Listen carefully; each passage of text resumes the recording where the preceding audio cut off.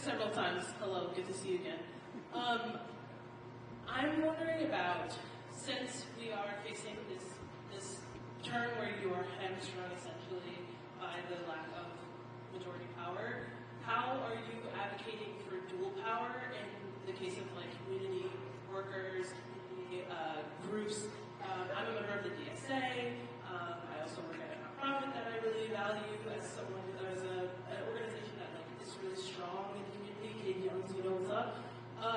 So like, yeah, how do you advocate for community members who are your constituents also interacting with other community groups? I just wanted to make the point that public television had reported that 132,000 people in the federal government have been fired or pressured to take buyout.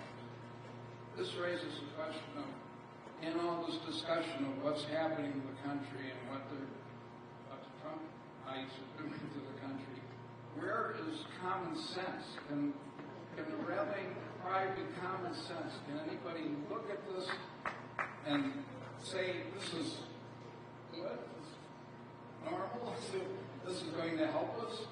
Firing 132,000 people, and it goes on and on. Common sense, please. Let's rally around common sense.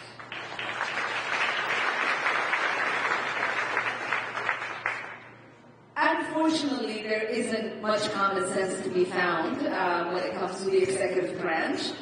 The whole plan with the federal firing or putting them on administrative leave is essentially to dismantle the departments.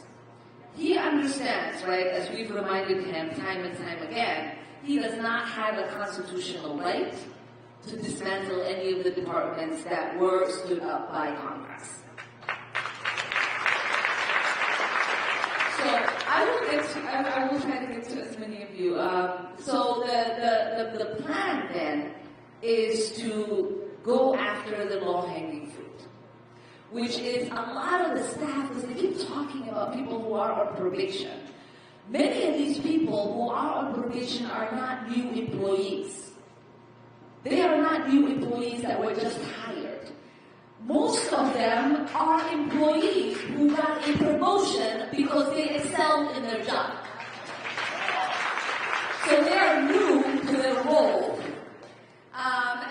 So not only is he gutting the functionality of these departments that carry out important work for the American people, they are firing the best of the best in many of these departments. So what he ultimately wants to do is that when the courts say what you are doing is unconstitutional, to say the Department of Education still exists, even though it cannot carry out the letter of the law in its duties, right? He will say, the VA is still there, even though they are planning to fire 77,000 staff at the VA. So that's the plan, and that's the thing that we have to push back against. And I am so grateful for a lot of our AGs, a lot of the organizations that are bringing the lawsuits. If you get an opportunity, please thank them. They are working tirelessly every single day. There are trackers out there so you can see where these cases are. To your question about collaboration, we do inside-outside organizing all the time.